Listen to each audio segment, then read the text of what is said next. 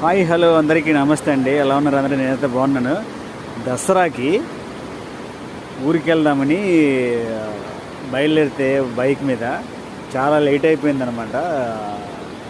Hyderabad to Srisailam అనమాట. అయితే బైక్లో నేను ఒక్కనే అనమాట, ఎవరు లేరు. కానీ చాలా సాహసం చేసి వచ్చానమాట.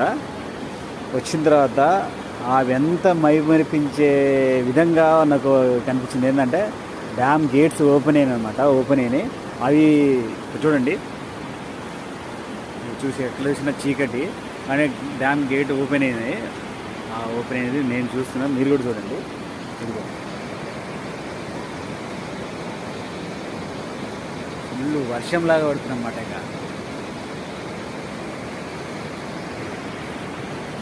వాటర్ ఫ్లో అవుతుందన్నమాట. ఇందులో కింద బస్సు వస్తుంది, అటు సైడ్ వెళ్ళి.